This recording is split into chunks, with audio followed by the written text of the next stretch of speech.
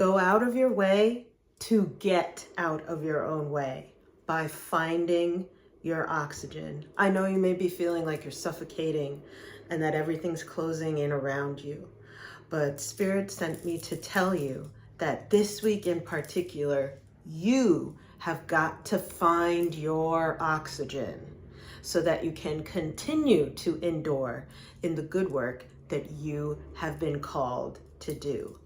Go out of your way this week to get out of your own way. And let's talk about it. I'm Sensei Victoria Whitfield, and this is your business energy flow forecast from my mansion from the dojo. These are weekly energy forecasts, so you get to see what's coming in the week ahead. Make sure you bookmark this video so that you're able to start your day right. Cast your mindset at the beginning of the day so that you start it right and really have the best day that you can, knowing that your energy is in the right vibration. My joy is helping impact-driven entrepreneurs like you get and stay grounded and clear in mind, body, and business. And my goal is to help you increase your energy so that you increase your income and impact. So let's talk about it.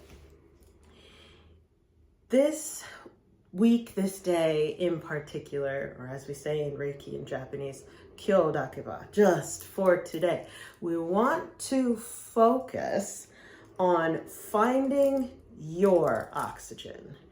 I've been hearing from my spirit guides that it's important that we talk about shaping our own reality and really getting a grip on our mind. And so for the next 4 weeks, we're really going to be focusing on the lack of grip that we have on our mindset and what we're focusing on. Our focus is just kind of running wild, like a dog off the leash or a wild horse, right?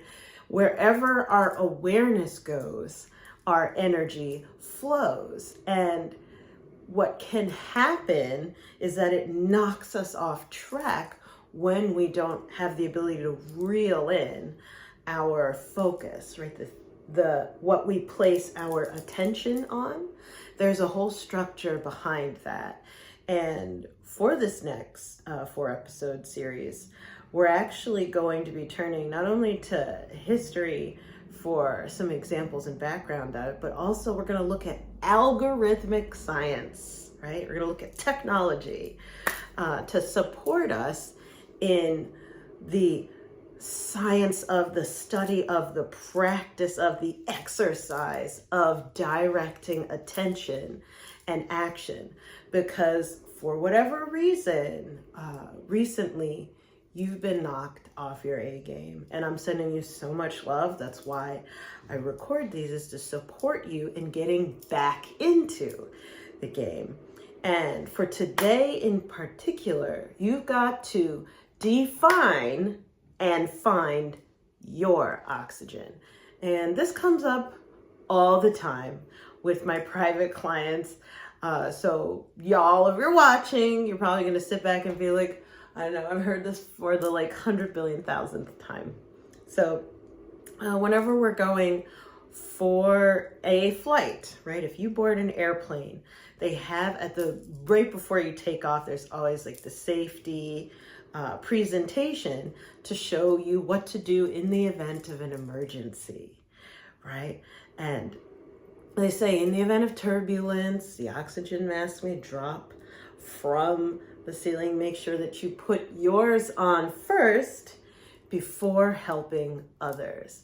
And what comes up a lot with my private clients is that because they are leaders, they lead their family, they lead their team, they lead their clients, they lead their communities, they lead their party, they lead their community. They are leaders. They lead their church, they lead their sorority, their fraternity, their organization. They're really caught up in leading others, right? When you deal in relationships, when you have to manage a lot of relationships, what can happen is that you just get used to focusing on how other people are doing. This is what my brother said. This is what my daughter's going through. This is what my assistant did. This is what like my partner did, blah, blah, like all of everybody out there. And these are the things that they need. And so we get caught up in what other people need, but end up being exhausted because we're pulled 6 ways from Sunday. And so by the time they come onto the phone, right, or here in person with me, right, coming to the couch, right, bringing their issues here at the dojo for clearing, we have to come back to square one of, okay, in the event of turbulence, what do you do? And by the, I'm thinking of one of my clients in particular who came to see me here. She just kind of froze. She's like, what do you do in turbulence? I'm like, okay, breathe. Rewind. Do you remember the last time you flew? Yes. Do you remember before takeoff they did the presentation? Yes. What did they say? And so, when the thing falls down, who gets the oxygen first? And she said, oh, you put it on yourself, right? Be kind to yourself. If maybe the news and social media has really been messing with your perception of yourself and reality, and causing you to think like, oh my gosh, everybody else needs help. I'm useless. I'm a victim. I'm powerless to help with all of this stuff. Everything's going to crap, right? Be kind to yourself. If that's the situation that you've been feeling, it's because you haven't found your oxygen first. You cannot help people from your weakness. You can only help them from your strength. You cannot help people from your fear. You can only help them from your faith. You cannot help people from your hunger. You can only help them from your abundant nourishment. You can't do it. Find your oxygen. What do I mean by oxygen? We're going to get more into this in a little bit. But you've got to connect to what pours life into you. Is it spirituality? Is it nature, right? Is it art? Is it hugs and love? Is it massage? Is it reading, uplifting things? Not the noose, right? The news. Is it music, right? Is it adventure and exploration? You don't have to pay a lot of money to pour into your spirit, right? Be kind to yourself. You have to know yourself in order to feed your soul. You don't have to shell out a ton of money. You have to know yourself to feed your soul. Is it meditation, right? What pours into you? Is it prayer, right? And silence and journaling and reflection? Or is it a really great workout, right? Where you really feel all the endorphins coming together? Is it gardening?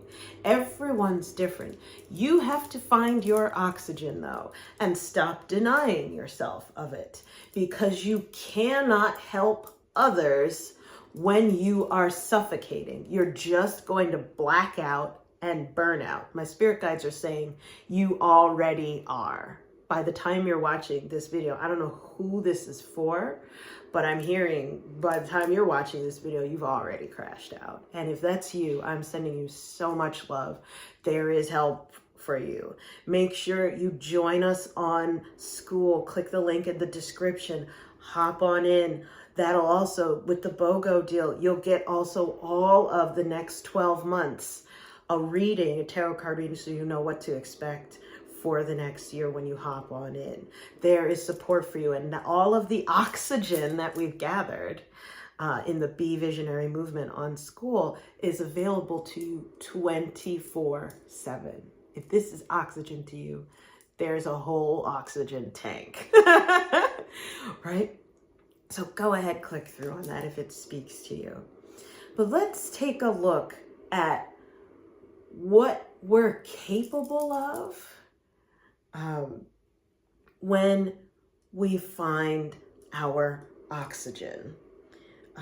Let's look at it. So we're going to head on over now to Think and Grow Rich by Napoleon Hill, classic. If you have not gotten this book yet, I highly recommend it. Or if someone has a birthday or a holiday coming up, this is a tremendous gift. It's life-changing, life-giving. This is the chapter on imagination. And in my book, it is chapter 6. There's different editions, so just saying. And the selection goes like this. Millions of people go through life hoping for favorable breaks. Like, give me a break. Perhaps a favorable break can get one an opportunity, but the safest plan is to not to depend on luck. It was a favorable break that gave me, Napoleon Hill, the biggest opportunity of my life, but 25 years of determined effort had to be devoted to that opportunity before it became an asset. The break consisted of my good fortune in meeting and gaining the cooperation of Andrew Carnegie. On that occasion, Carnegie planted in my mind the idea of organizing the principles of achievement into a philosophy of success, right? He's referring to Think and Grow Rich. Thousands of people have profited by the discoveries made in the 25 years of research, and several fortunes have been accumulated through the application of the philosophy. The beginning was simple. It was an idea that anyone might have developed. The favorable break came through Carnegie, but what about the determination, the definiteness of purpose, and the desire to attain the goal and the persistent effort for 25 years? What about that? It was no ordinary desire that survived disappointment, discouragement, temporary defeat, criticism, and constant reminding of waste of time. It was a burning desire and obsession. When the idea was first planted in my mind by Mr. Carnegie, it was coaxed, nursed, and enticed to remain alive. Gradually, the idea became a giant under its own power, and it coaxed, nursed, and drove me. Ideas are like that. First, you give life and action and guidance to ideas. Then they take on a power of their own and sweep aside all opposition. Ideas are intangible forces, but they have more power than the physical brains that give birth to them. They have the power to live on after the brain that creates them has turned to dust. Tying this back to finding your oxygen. So there are preferences, there are pleasures of yours, interests of yours that speak to your soul. And when you engage in these actions and activities, they fill your tank and give you the ability to radiate. And the more that you refill your tank, the more that you are able to endure in radiating. But why would you care to endure in radiating? As Napoleon Hill shared right there, it was 25 years of enduring all this negativity. Right? This message is for anyone who's been suffering under the weight of negativity recently. He said, surviving disappointment, discouragement, temporary defeat, criticism, and the constant reminding of waste of time. If he didn't find his oxygen, and his oxygen was the idea that one could think and grow rich, that there was a philosophy of success. He was in hot pursuit of that. That fed his soul, and he shares his heart and soul in the book, Think and Grow Rich, right? He tells you about all of his most secret imaginations and all of the ways that he lifted himself up from his bootstraps and how others did the same, including Andrew Carnegie, right? There's countless stories in the book, and this chapter on imagination in particular, they talk about Coca-Cola, the founding of it. I mean, like, find a source of inspiration that can carry you so that you can continue to endure in radiating. On that topic of why would you uniquely want to continue to endure in radiating, this is where we're going to turn to science, especially algorithms. So we live, now in the age of algorithms. We live in an algorithm-driven society. And it's time for us to wake up to the fact that we live in an algorithm-driven society and understand what our role is as individuals now that we are living and moving in an algorithm-driven society. So we're going to get into some technology talk. Don't worry, I'm your tech goddess, I'm your tech translator. So I'm going to take care of you as we go into this. As we turn now to the National Endowment for Humanities, their article on the algorithms are thinking about you right now. And this is from spring of 2022. So this is a really great intro to algorithms, and it's going to help guide our conversation as we go forward over the next 4 episodes covering, okay, we need to get a grip on what we focus on, because honestly, if you don't take the wheel and take control of what you're focusing on, of what you are thinking about, if you don't get a grip on that, because we live in an algorithm-driven society, something or someone else will think for you. It just will. Watch this. So this is a glossary of a handful of terms to aid us in our roles as citizens and humanists trying to understand this brave new world in which we live. It's written by Swati Srivastava, excuse me. Algorithms. Algorithms are the computational rules behind technologies like GPS navigation, online search and content streaming. Previously, algorithms were designed by programmers who defined their rule sets. Today, machine learning also makes it possible for algorithms immersed in large data sets to develop their own rules. Hold on a second. What? So what is an algorithm? It is a set of actions. It's just a set of actions. First do A, then do B, then do C.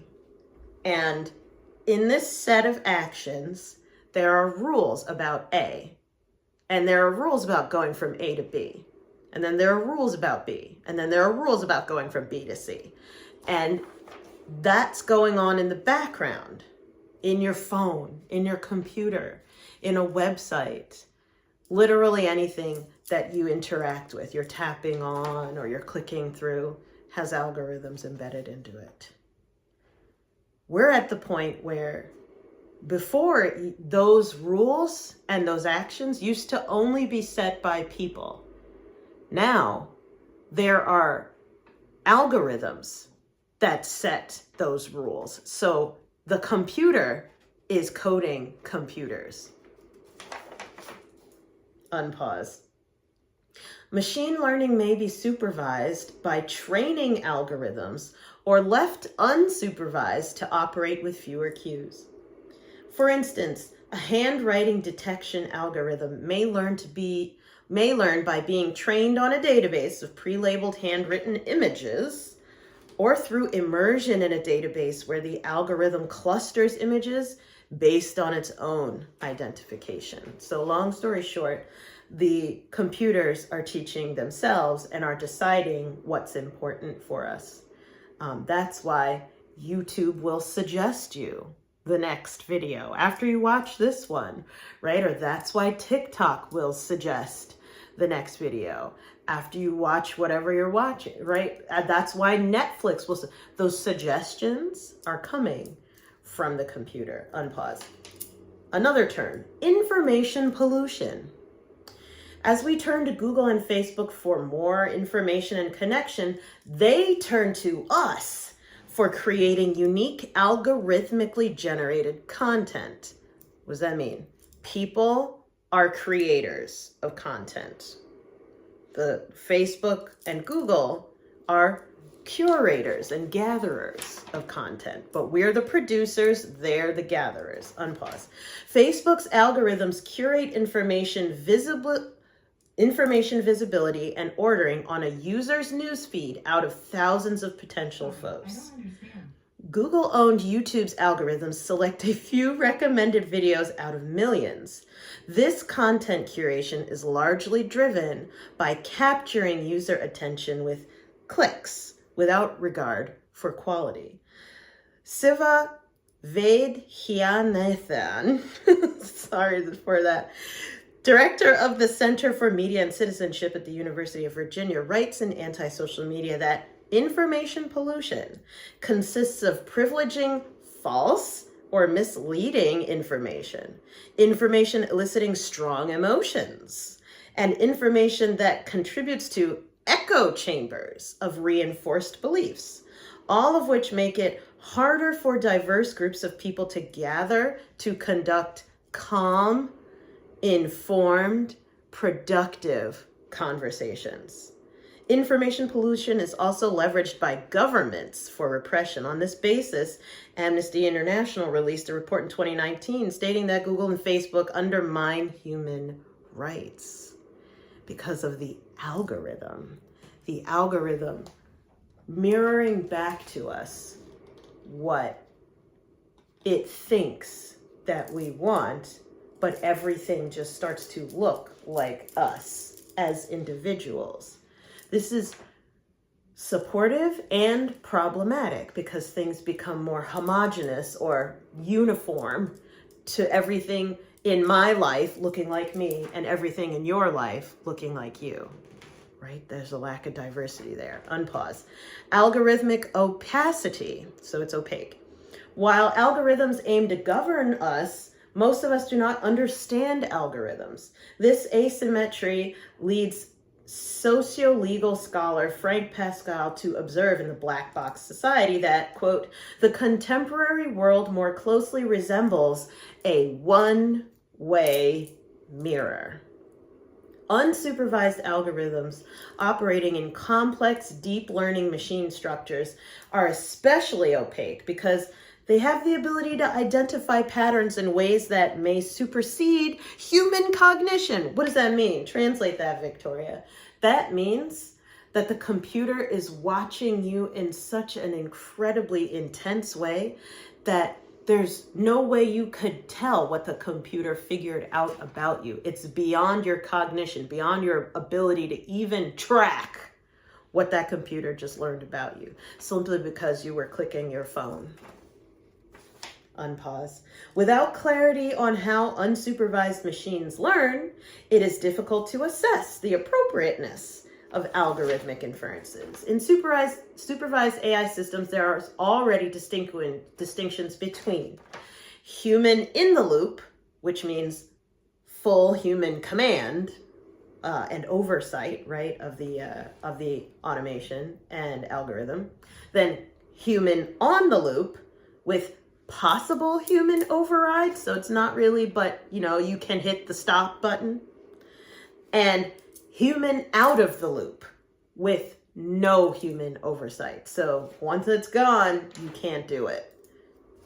As people and institutions grow ever more comfortable relying on unsupervised algorithms, the very meaning of human command and control is in doubt. Tying this back to finding your oxygen. So you know how I was saying, yeah, it's important that you do the things that light you up. You do the things that reverse you feeling like you're suffocating. Why? Because you need to radiate. Just like Napoleon Hill, right, in Think and Grow Rich, was talking about him having that giant of an idea to pursue the very first philosophy of success. Like that idea lit him up and fueled him, drove him for 25 years to continue to endure in that radiant pursuit. You've got to find what fuels you so that you can radiate, specifically because of what they're talking about in this article. Our world now, because it's algorithmic driven society, is every individual is turning into their own tunnel, their own echo chamber. All of life is becoming completely custom to every single individual, unless they can encounter someone so radiant that they can pierce through the tunnel. If you have the ability to radiate, you can pierce through that tunnel, that cave, that echo chamber, that individuals that you are called by spirit to reach. You will have the ability to reach them, but you have got to find your oxygen first. That is the first step. You don't need to worry about Facebook ads. You don't need to worry about what to say. You don't need to worry about where to go or what to do or anything else. You don't even need to worry about them, the people who you're called to lead, to serve, to help, to heal. Forget them for now. You need your oxygen because you've been knocked out. You've been knocked out cold. You've been pretty much unconscious and out of the game. And so if you're unconscious and out of the game, you're not in it. They're not going to be able to find you. They're going to get stuck in their tunnel. You've got to radiate. That's why you need to find your oxygen so you can pierce through the algorithm. With that, turning to spirit, what do we need to know today in particular about this? 8 of air as an affirmation. 8 of air. An illusion of being trapped. A lack of self-confidence. Afraid to take action. You have, and you know it because this is right side up, you just need to be reminded. You have this illusion that you are trapped. You have a lack of self-confidence that you need to deal with. Today, you are afraid to take action. Own it. 8 of air. Air is the mind. So this is all in your head. Is this reality? No, this is how you perceive your reality. And the stories that you tell yourself about your reality is causing you to feel trapped. You are causing yourself to lack confidence. You are causing yourself to be afraid of taking action. I'm going to redo. You needn't stay in your present situation if you're unhappy. Although you may feel there's no way out, look again. there are plenty of possibilities for freeing yourself from this situation in a healthy and harmonious way. First, though, you must feel more confident about your abilities. Believe in yourself and keep your thoughts positive right now. The key to freedom and success at this time for you is to see the truth of the situation and then act with faith. Additional meanings of this card. You're confused. You're feeling hopeless. The tendency to see yourself as a victim. You're afraid to take action. Tying this back to find your oxygen. Whether it's manifesting greater health, wealth, or love, you need to feel confident in order to go for those goals and visions that you've set for yourself, those desires that you have. And in order for you to go for that and to have that confidence, you must find your oxygen first. Put that mask on yourself first before helping others. I know you're a giver and you have a generous heart. I know that you want to see all of the people around you pleased and radiant, and that also makes you feel safe when the people around you feel better, when they're doing well. You may have even forgotten that you have needs, or forgotten that you have boundaries, or forgotten that you have interests of your own outside of other people's problems, but you do. And today is the day that you need to call them back out of the darkness and bring that back into your life. Feed your soul first. Fill your cup first.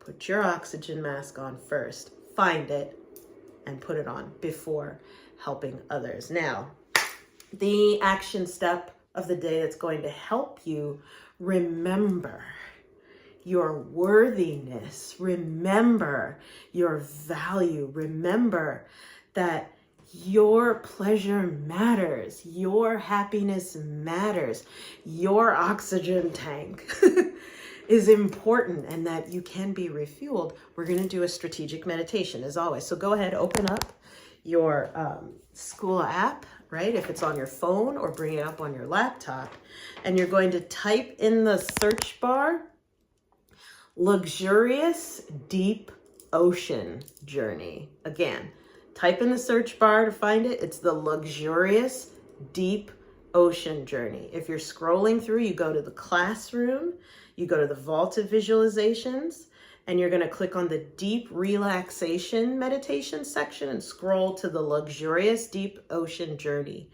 meditation. It's 21 minutes. You're going to go and do that now to soak in that oxygen, to feed your soul and go deep into relaxation, go deep into restoration. Feed your soul. You're going to do that so that you can infuse yourself from the inside out with that beautiful, sumptuous healing energy, so that you have the strength, the confidence to get out there and radiate, serve your people. So with that brings us to the end of this week's message. If you have questions, or you're like, Victoria, this is awesome, or how do I get on school, or I want to know more about what's my unique oxygen, I need your help figuring out what it is, Victoria, absolutely. Go to talkwithvictoria.com or go to victoriawhitfield.com/contact. All those links are in the description, or wherever it is on the page where you're watching this video. Hop on my calendar and let's talk one-on-one. And again, don't forget to take advantage of our buy one, get one. When you join school at the monthly level, you get a 12-month tarot card reading. We'll predict the entire next year so that you know what's in store for you. And that's included free. That's $150 value, yours for free. Go get it. I'm sending you so much love. Find your oxygen. We'll see you in the next one. Remember, you do not have to lose your glow as you grow in life and business. Bye for now.